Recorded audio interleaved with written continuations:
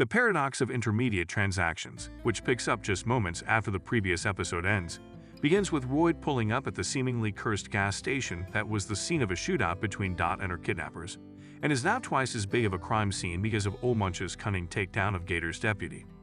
Gator says to his father, "I didn't want this going out on the wire."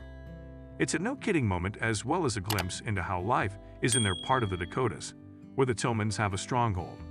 Or to put it more precisely, the Tillmans' interpretation of the U.S. Constitution.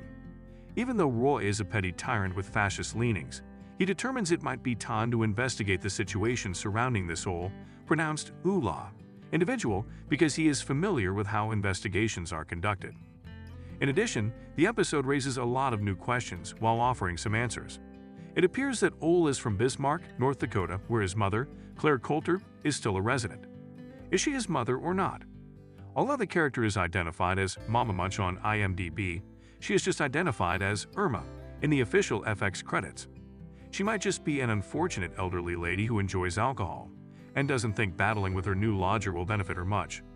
She wasn't expecting Ole, but when she discovers him upstairs, he declares, "I live here now," making it obvious what he wants. But what about in 1522, 500 years earlier in Wales? And why is knowing necessary? The episode spends a good deal of time showing the former, where a man that resembles Ole works as a sin-eater, but it never explains the latter. What is the relationship? And is it connected in any way to the goat sacrifice Ole makes later in the episode? A quite pious act considering he claims to be a nihilist. Roy, of course, has his own mysteries.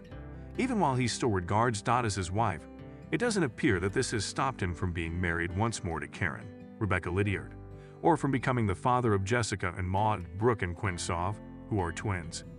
In the event that it's not a convenience marriage, there are a few benefits.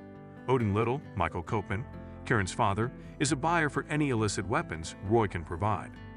In addition, Odin and his boys have a plan that works well with Roy's because they're outdoor animals. With a nod to 1776 and a warning to his, probably, undocumented son-in-law, "We're not going to take this country back with harsh language." Odin has grand plans for the weapons Roy sends his way. But even this seems excessive, even with Roy's political inclinations. Is he a sincere believer, or is he merely hoping to take advantage of these political wins? Roy seemed to believe in 420, even though he may not believe in 1776. Despite the fact that Karen offers him a range of sensual scenarios to choose from for the evening. Helpless hitchhiker? How about angry feminist? But his thoughts have strayed elsewhere.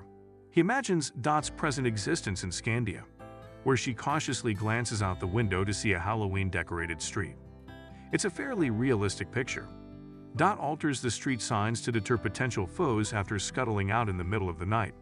The following morning, she's making plans that don't seem to be connected at all, changing the family's outfits to zombie hunters, and creating a grocery list that includes orange juice and Lactaid in addition to firearms and bulletproof vests. This results in a trip to Gun World, and the greatest joke of the show, when Wayne tells the clerk that he looks great in his pirate costume, and that the eye patch is actually a hunting accident. Everything is all right. The clerk is aware that he walked straight into that. Dot is very clear about what she wants. Plenty and lots of stopping power.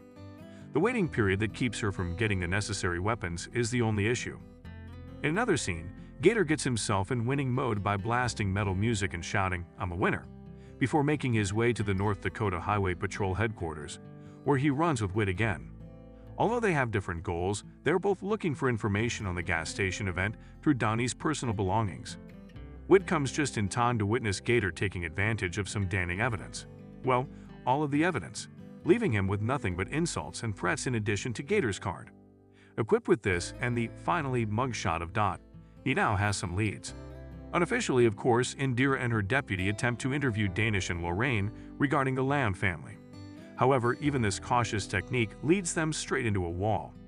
Lorraine wants to keep this within the family, and as we'll soon find out, that means looking into Dot's background and hiring security to keep them safe. Danish is legally savvy. That concludes our discussion. Alternatively, it would be if Lorraine had not wanted to give them a speech on the true role of the police, which is to uphold the status quo and keep the rich and the poor apart.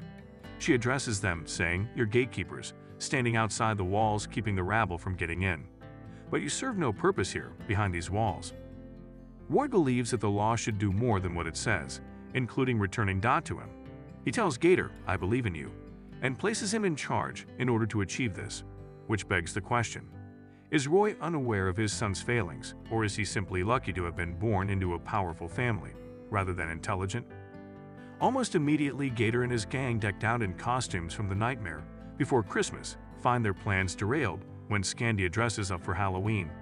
Every street sign is mislabeled, but that does not absolve Dot of responsibility. Her enemies appear to have located her by the end of the episode. And is that behind her a mostly nude, bloodied, Mudcake Goal walking inside the house? No, it's not. The camera approaches Dot's front door in a bit of a fake out before cutting to another door that opens in the opposite direction. And where might that be located? We're still in the dark. The editing makes Roy's location make sense, though it's not quite obvious. Yes, it seems like things are becoming tense. This episode feels more like it comes at the end of the season than it does around the midway mark. Is Fargo able to maintain this level of tension till the end of the current 5th season? Although that is still unknown, the hints point to yes.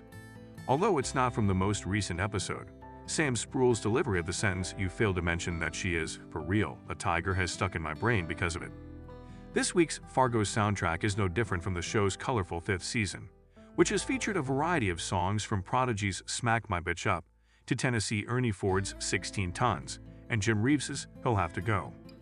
A Nightmare Before Christmas references can be seen in this week's episode, as well as the one that comes out next week, excepting a scene when Gator and his group leave Halloween night without revealing what transpires when they meet Dot.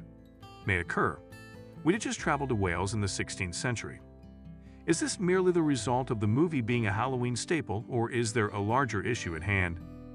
It is suggested that Sin Eaters had a long-standing ritual in Wales based on references to them found in an account from the 17th century. It appears that the ceremony was similar to what is described here. A poor person would be recruited to eat bread that was placed on top of a corpse, therefore devouring their sins. Sounds like simple labor, minus having to shoulder the weight of everyone else's transgressions.